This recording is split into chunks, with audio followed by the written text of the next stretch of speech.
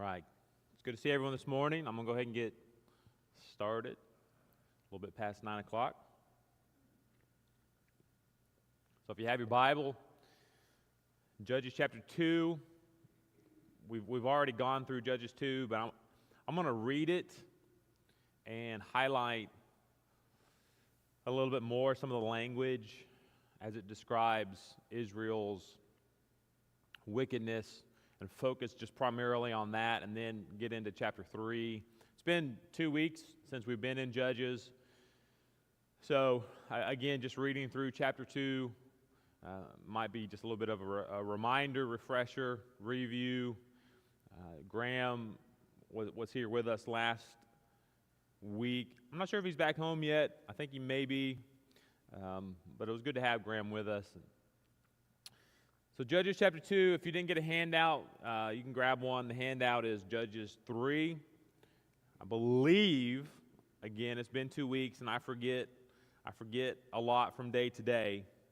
I believe I gave you chapter 2 already. If you have it, took it home if you wanted it. So you have chapter 3 today. So Judges chapter 2. When we get into chapter 3, we're going to be introduced to the judges. So we have not been introduced to them specifically yet. There's 3 of them mentioned in chapter 3. So chapter 3 is getting into the judges, who they were, listing them by name. And once again, and I know that you know this, but just remember, these are not courtroom passing judgment on individuals or cases. These are not judges how we would think. These are military leaders. The Hebrew word there would indicate a military type leader, and we'll read about how they were brutal, they were violent, they killed. In fact, one of them, let's see, Shamgar, very end of chapter 3, killed 600 men. So these are military, as we might think of them, style leaders that are going to go in and lead Israel out of oppression. And they're being oppressed because of their sin and wickedness.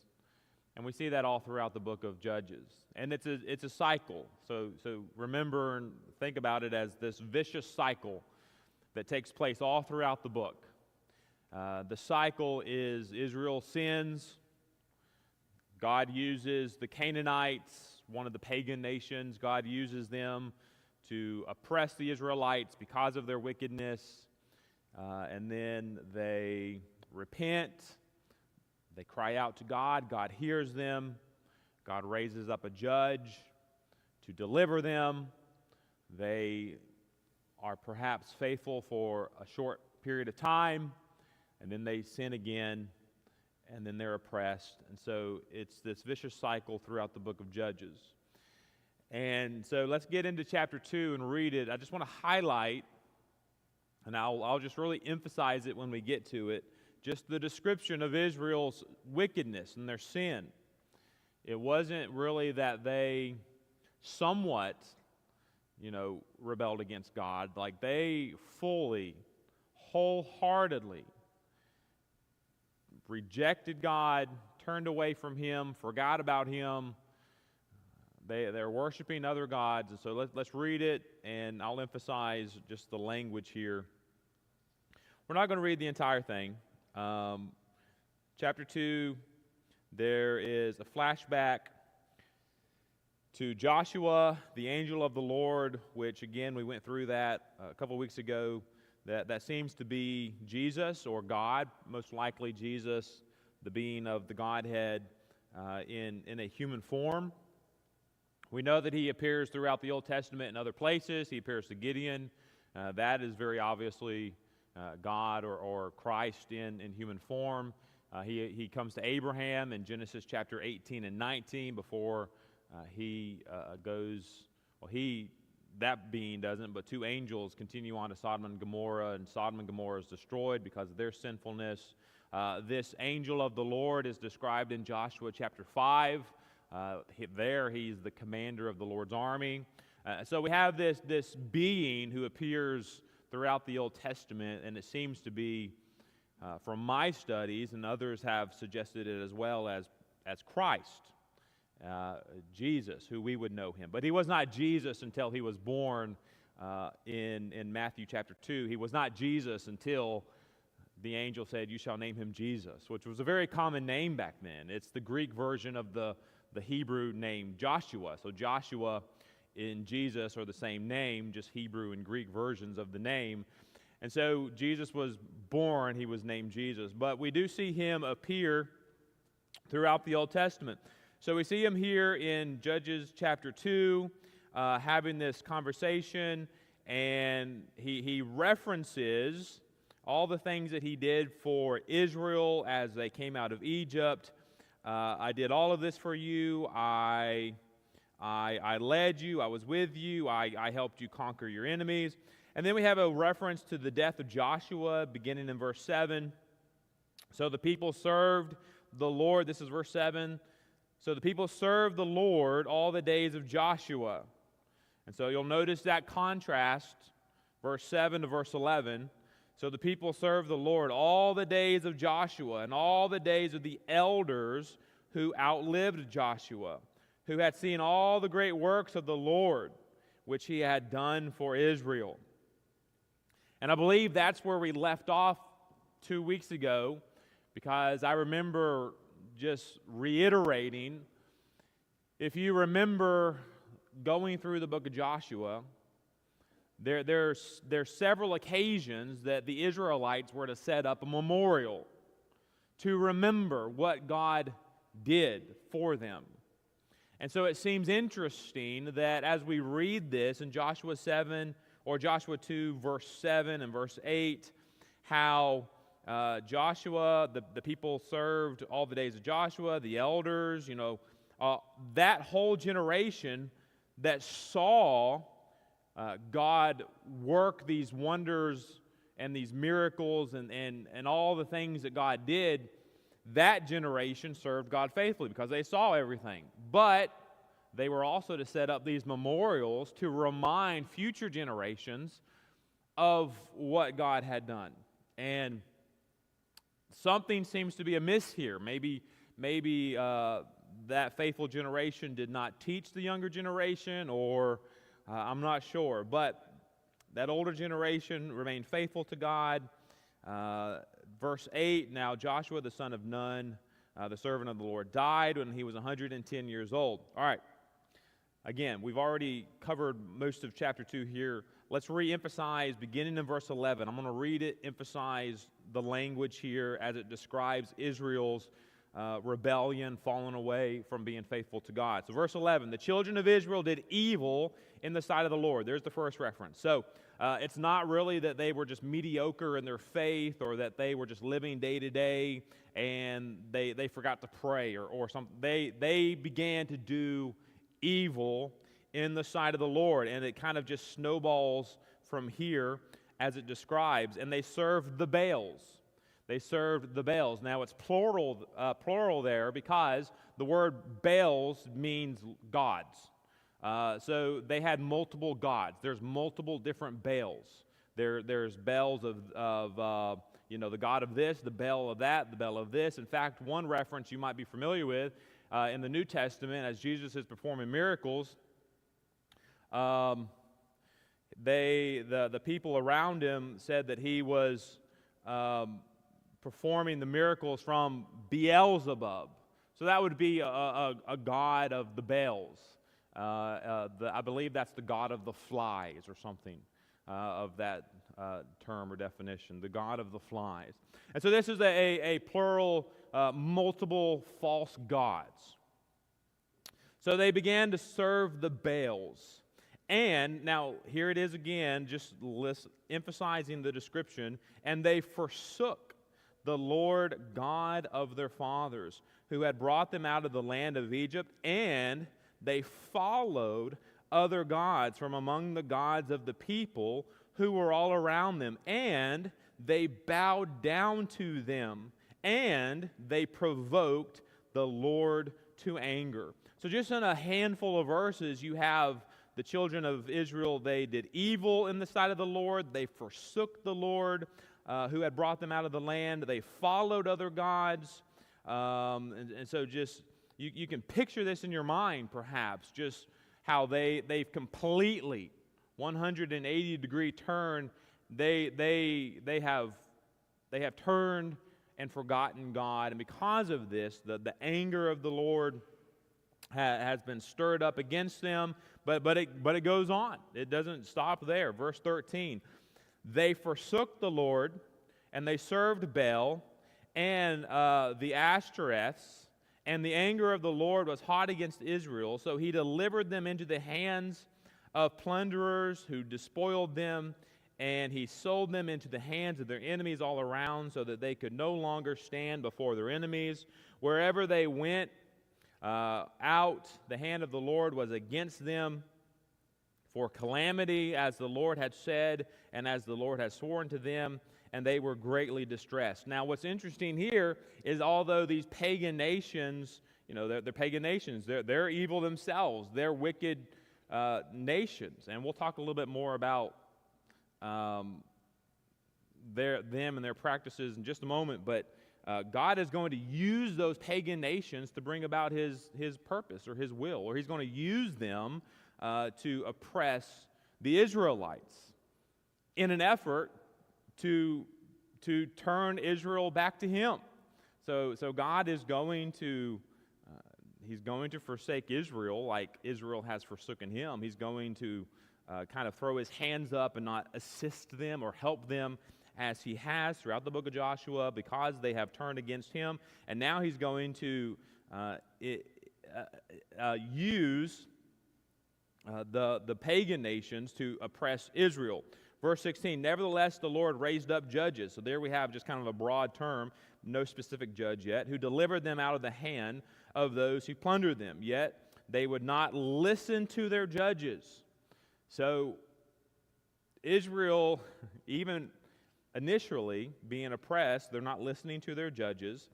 So focus in on verse 17. Yet they would not listen to their judges, but they played the harlot with other gods. There's another description. They played harlot with other gods, meaning they became unfaithful to Jehovah. They sold themselves to harlotry in the worship of other pagan gods, false gods, and bowed down to them. So they are literally going through the motion of bowing down physically to these gods. You might be reminded of Shadrach, Meshach, and Abednego, who, when they heard the trumpet or the sound of the trumpets and other instruments played in the land, everyone was to bow down to the idol of the king. And when it happened, Shadrach, Meshach, and Abednego refused to bow down. They refused to bow themselves down. They were the only ones standing. And because of that, King threw them into the fiery furnace. But here we read that Israel bowed down. They played harlot, bowed themselves down. They turned quickly. They turned quickly from the way in which their fathers walked, in obeying the commandments of the Lord. They did not do so. Sometimes that can happen one generation later. That's how quickly apostasy can happen. That's how quickly unfaithfulness can be seen. One generation later, it can happen quickly. A new generation comes upon the scene, and the older generation dies off, and all of a sudden they are unfaithful here. And when the Lord raised up judges for them, the Lord was with the judges and delivered them out of the hand of the enemies all the days of the judge. For the Lord was moved to pity by their groaning because of those who oppress them and harass them. And if you study the book of Judges and you do not come away with a greater appreciation for God, then you haven't paid attention. Although Israel sinned and they were oppressed, God is a God who, as soon as they began to groan and to cry out to him, he listened. He was there. And he was moved to pity. And he came in and delivered them. And that's what he truly desires. He's not a God that wants to punish. He's not a God who desires to punish Israel, and even still today. I believe it's 2 Peter 3:9 that says that He is long-suffering, not willing that any should perish, but that all should come to repentance. Right? He doesn't desire that. And so it's interesting as you read and study the book of Judges, Israel sins, they're oppressed, but as soon as they start crying out to God, and the Bible describes it as a groaning, that God hears them, and He raises up a judge to deliver them as He's moved to pity. And it came to pass when the judge was dead that they reverted and behaved more corruptly than their fathers, by following other gods to serve them and to bow down to them. They did not cease from their own doings, nor from their stubborn ways. And so again, this is a vicious cycle. The Israelites keep trying to, they keep learning the hard way, and they keep being oppressed, and they keep turning away. Then the anger of the Lord, verse 20, we're almost to chapter 3 here, where our main focus will be. Then the anger of the Lord was hot against Israel, and He said, because of this nation has transgressed my covenant, which I commanded their fathers, and has not heeded my voice, I will also no longer drive out before them any of the nations which Joshua left when he died, so that through them I may test Israel. So there again, focus in on that verse 22. God is going to use these pagan nations to bring about His will. He's going to use them to oppress Israel, to test them, because they failed to drive them out originally. Whether they keep the ways of the Lord, to walk in the ways of their father, the fathers kept them or not. Therefore the Lord left those nations without driving them out immediately, nor did He deliver them into the hand of Joshua. And so God is going to, as the verses here say and indicate, He's going to leave them. He's not going to drive them out, not going to do anything, but He's going to use them to test Israel. So again, 2 Sundays ago, we went through chapter 2 mostly, and so just rereading it and focusing on the description of Israel and how they did evil, and they followed the Baals, and they became faithful to these pagan religions. Now let's talk a little bit more about these pagan religions. How bad were they? I don't know everything, but I did a little bit more study this week into the practices of these pagan religions. Now it's bad enough that they worship false gods, right? So check that box, bad enough, right? They had all their gods. They had multiple gods. And we even see that with the Egyptians, right? So these ancient nations, they had a god almost over everything. The god of this, the god of that, the god of this, the god of that. We see that with the Egyptians. The Egyptians had multiple gods. In fact, when you study the plagues, the 10 plagues that God sent into Egypt, as Moses and Aaron are trying to convince Pharaoh to let the people go, it's interesting that each of the plagues, it seems to be a direct insult to an Egyptian god. Like, I believe it was Ra, who was the sun god. And so God makes it darkness for 3 days. They had the god of the Nile. They had the god of this and the god of that, the god of this, and God turns the water to blood. And it seems as though God is saying, out of all of the Egyptian gods, that He is actually God, and He's attacking their false gods.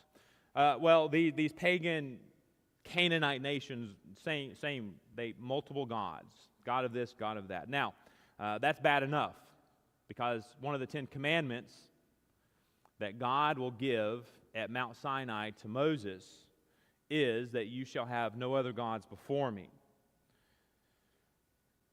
However, when we look at the practice of these pagan nations, they practiced self-mutilation.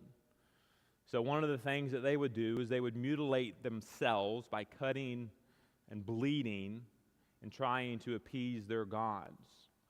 And so we see self-harm and self-mutilation. And I heard a preacher years ago and I'll never forget this statement, but we see a huge difference between Christianity and the pagan religions in that our God put on flesh to bleed for us, but in the pagan world, it was the individual, the person who had to bleed for their gods. And, nothing ever happened. They're just cutting and bleeding for no reason. But they practiced self-mutilation. They would practice human sacrifice. Most often, baby sacrifice. And they practiced baby sacrifices most of the time during a time of crisis. So if there was a famine in the land, it was common belief that one of the gods, was angry with you. And so a famine in the land, which happened a lot, all right? Think about Joseph, when Joseph went to Egypt, and there was a dream, was it Nebuchadnezzar? Had a dream. There was going to be 7 years of plenty and 7 years of famine. Anyway, and so if there was a famine, it was these pagan nations believed that one of their gods was angry, and so they would practice child sacrifice or sacrifices of their babies to try to appease their gods. They did it in time of war. So if they were being oppressed by another army or king in a time of war, they would also baby sacrifices and try in an effort to appease their gods. So this was practiced commonly by pagan nations. In fact, if you read about modern day archaeology, they have discovered in the lands of modern day Jerusalem and surrounding modern day Jerusalem in Bible lands, they have discovered clay pots with human remains inside the pots that they believe to be the burnt ashes of babies. In fact, if you go to modern-day Jerusalem, there is a location, a valley, that is dedicated as the Valley of Children. The Valley of Children. Because it is believed that that is the location where they would have baby sacrifices. And so there is a plaque that you can look it up, you can Google it, it will tell you about it, the Valley of the Children, where it is believed that they would burn the babies alive. Does that give you just a taste, an idea of how corrupt and wicked these pagan nations were? It gets worse. They practiced sexual sins such as harlotry and bestiality. They practiced other sexual perversions of sins, and they were through and through wicked pagan nations. And the list goes even further. I'm sure it's longer than that. And so to think about Israel, who is God's chosen nation, and they've conquered the land of Canaan, and God told them to drive out all the Canaanites, so they do not influence you. Drive them all out, and they do not. And they live among the Canaanites, and all of a sudden they forget about God, and they start worshiping the Baals, and they start performing the rituals of these pagan nations, and they forget about God, and they forsake God, and they become evil and wicked in the sight of God. And when you think about the practices of these pagan nations, it comes as no surprise why God punishes them because of their wickedness. Chapter 3, we get into 3 judges, or we're introduced to 3 judges. The first couple of verses, the first 6 verses, let's read them. Just talks about how God uses the nations of the pagans, these Canaanites and others.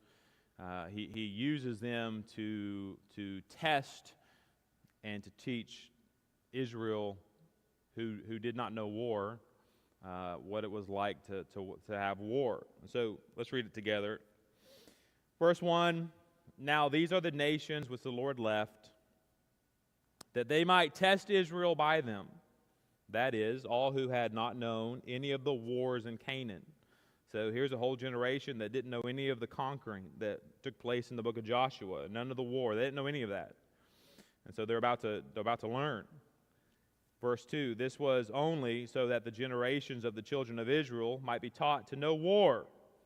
And so they're going to be oppressed. And so these Canaanites, these nations are going to come up against them, and God's going to use them to teach war, but also to oppress them, at least those who had not formerly known it, namely 5 lords of the Philistines, all the Canaanites, the Sidonians, and the Hivites who dwelt in Mount Lebanon, from Mount Baal Hermon to the entrance of Hamath, and they were left that he might test Israel by them, to know whether they would obey the commandments of the Lord, which he had commanded their fathers by the hand of Moses. Thus the children of Israel dwelt among the Canaanites.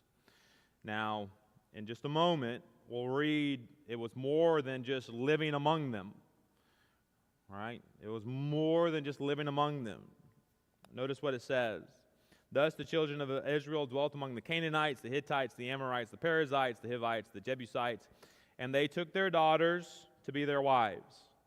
And they gave their daughters to their sons, and they served their gods. So you have this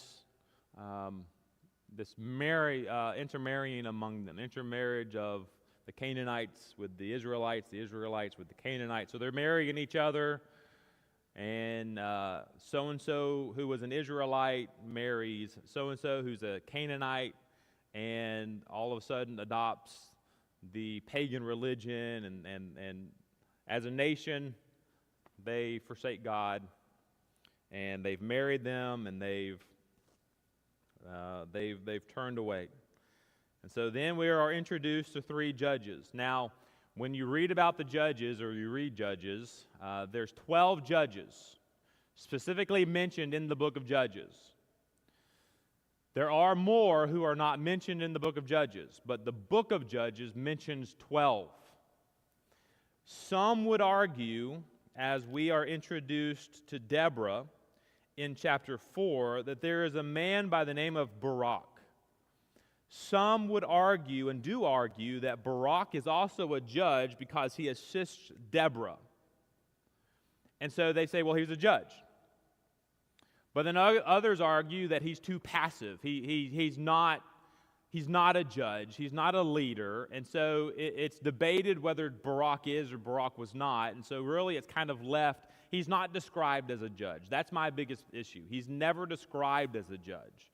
He's just there with Deborah. He assists her, and so we have to determine, was he not? He's not described as one. But in the book of Judges, there's 12 specifically mentioned judges. When you leave the book of Judges, there are more. In fact, there's up to about 16 that are mentioned as being a judge over Israel. One who you would be familiar with is Samuel. But he's not mentioned until the book of 1 Samuel. He was a prophet, yes, but he's also described as being a judge. In 1 Samuel chapter 6, or chapter 7, is it 6 or 7? Hold on. Well, chapter 7, 1 Samuel 7. There's 2 references here. Just FYI.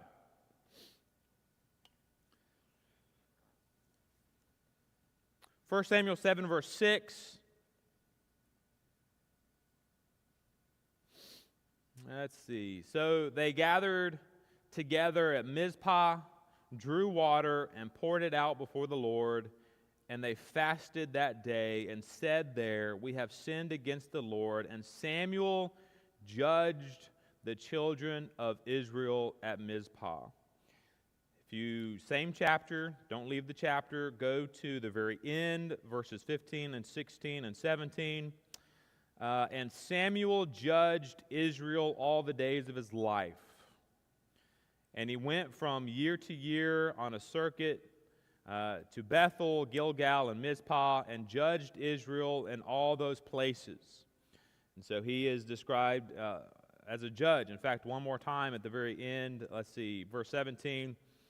But he always returned to Ramah, for his home was there. There he judged Israel, and there he built an altar to the Lord. And so he is also described as a judge.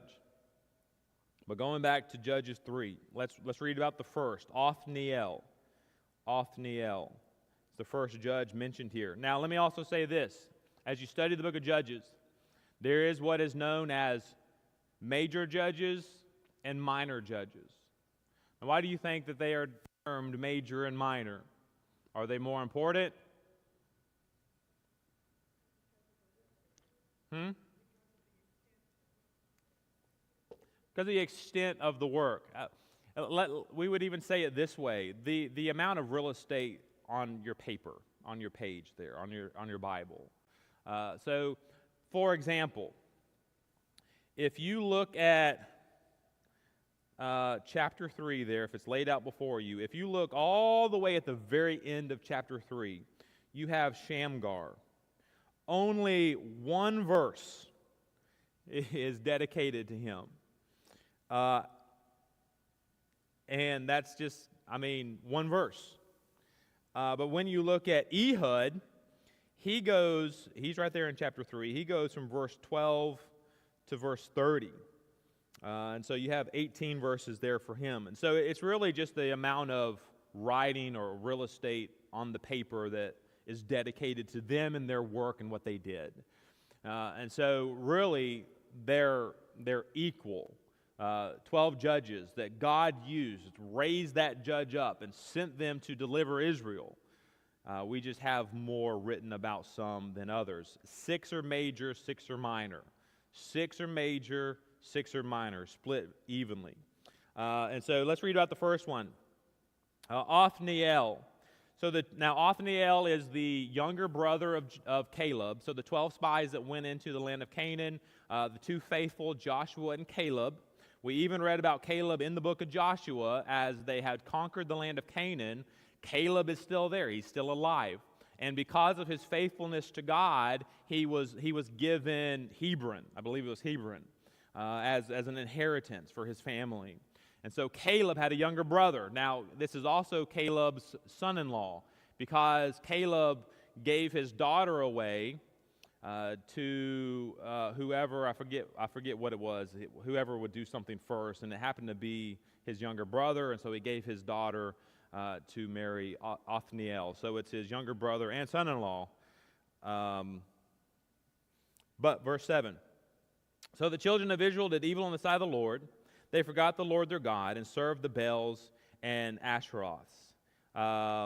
Therefore, the anger of the Lord was hot against Israel, and he sold them into the hand of Cushan, Rashothaim, king of Mesopotamia. And the children of Israel served the king 8 years. And I believe it's on your handout. If you calculate the years, so 8, and then if you continue and add it all up, these 3 judges were spread out over about 145 years. All right, verse 9. When the children of Israel cried out to the Lord raised up a deliverer from the children of Israel, who delivered them, Othniel, the son of Kenaz, Caleb's younger brother. The Spirit of the Lord came upon him, and he judged Israel. He went out to war. Again, there's your definition of a judge. He's a military leader. And the Lord delivered Cushan, Rishathaim, king of Mesopotamia, into his hand, being Othniel the judge. And his hand prevailed over the king, so the land had rest for 40 years. Then Othniel, the son of Kenaz, died. And so that's our first judge. Very simple. God raised him up. we're told who his father is. We're told that his older brother is Caleb. He went up against the king. God delivered the king over. And there had been rest for 40 years. And so there's about 48 years right there, 8 years being oppressed, and then 40 years of rest. Then we have Ehud. Now, Ehud is what I would call a R-rated movie. It's very gruesome what we read. And in fact, I always read, I read the text, and I study the text, but then I also listen on my phone, the Bible app, and I listen to the chapter that I'm going to teach on Sunday morning. So I have my Bible app open, and it's playing, someone's reading it out loud, just so that I can hear somebody reading it. And I was listening to it this morning, getting dressed in the bathroom, and as we read it, you'll see, I mean, it's playing out loud, and I'm getting dressed at my sink, and Kristen's getting dressed at her sink, and we're just reading about this, what the Bible calls a fat man getting stabbed in the belly and his guts pouring out, and I just told Kristen, I said, man, I tell you, the Bible is just a crazy book sometimes, the stuff it describes. So we got about 8 minutes or so let's read about Ehud, and we could probably just finish with Shamgar, one verse. Verse 12, and the children of Israel again did evil in the sight of the Lord. So the Lord strengthened Eglon, king of Moab, against Israel, because they had done evil in the sight of the Lord. Then he gathered to himself the people of Ammon, and Amalek went and defeated Israel and took possession of the city of palms. So the children of Israel served Eglon, king of Moab, 18 years. But when the children of Israel cried out to the Lord raised up a deliverer from them, Ehud. Now I want you to listen to the description of Ehud. Ehud, the son of Gurah, the Benjamite. So we know that he was from the tribe of Benjamin. A left-handed man. By him the children of Israel sent tribute to Eglon, king of Moab. Now what's interesting is the Bible describes him as being left-handed. Now that's probably going to be an advantage to him as he kills the king in just a few moments. He's going to have a left-handed advantage to hide the sword or his knife in a location and to be able to draw it without being known. It's just like in sports. Baseball, I played baseball, a left-handed pitcher, you have an advantage, at least against right-handed pitchers. Even in tennis, I've heard, and boxing especially, if you're practicing, if you're a right-hander and you come up against someone who's left-handed, there's an advantage there. Now, what's interesting is that the name Benjamin means son of my right hand.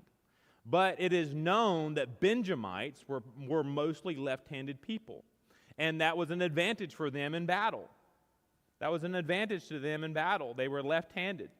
In fact, people that I meet, like Greg Nash, my father-in-law, he's left-handed.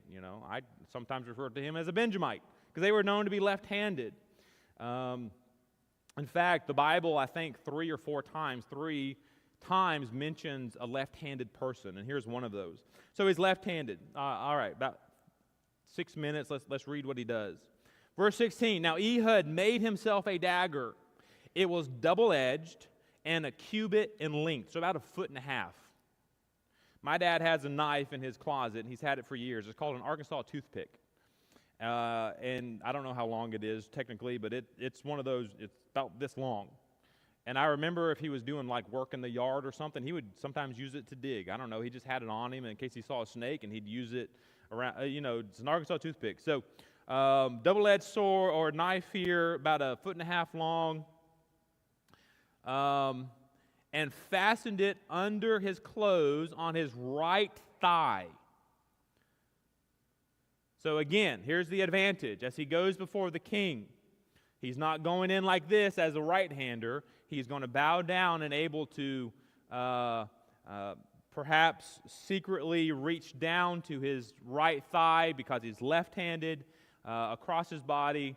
The details, I think, matter. He's going to do it in such a way that the king knows nothing until he is all of a sudden stabbed. His right thigh, verse 17. So he brought the tribute to Eglon, king of Moab. Now Eglon was a very fat man. I'm telling you, Bible's a funny book. And when he had finished presenting the tribute, he sent away the people who had carried the tribute.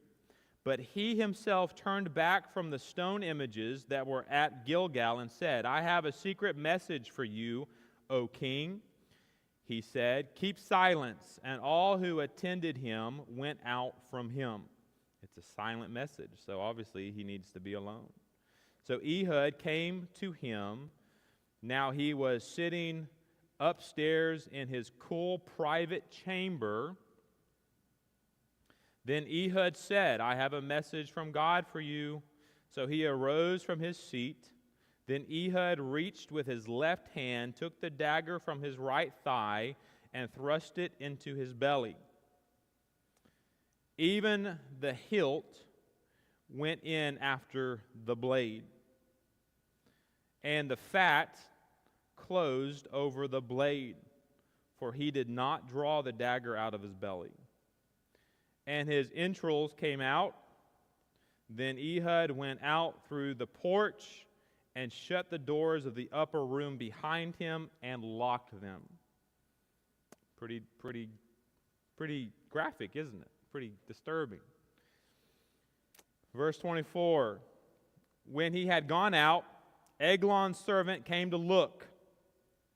And to their surprise, the doors of the upper room were locked. So they thought he's probably attending to his needs in the cool chamber.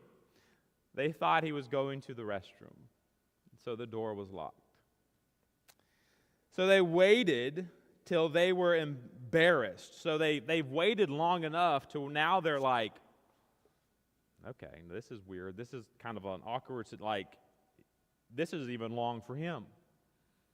So something's wrong. And still he had not opened the doors of the upper room. Therefore they took the key and they opened them. And there was their master fallen dead on the floor.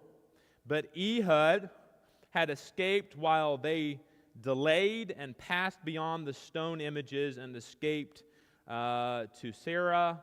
And it happened when he arrived that he blew the trumpet in the mountains of Ephraim, and the children of Israel went down with him from the mountains, and he led them. Then he said to them, follow me, for the Lord has delivered your enemies, the Moabites, into your hand. So they went down after him, seized the fords of the river leading to Moab, and did not follow anyone to cross, and did not allow anyone to cross over. And at that time, they killed about 10,000 men of Moab, and all stout men of valor. Sounds like God is with them at this point. All stout men of valor, not a man escaped. So Moab was subdued that day under the hand of Israel, and the land had rest for 80 years. And so at first you had 40 years of rest, now you have 80 years of rest. 8 years of oppression, 18 years of oppression.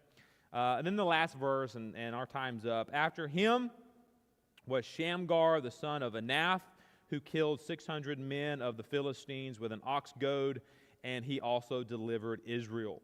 All right, that's chapter 3. I'm out of time. We're going to begin chapter 4 next week. Deborah, probably a more familiar judge to us, and the only woman judge. So we'll pick up there next week. Thanks for your attention.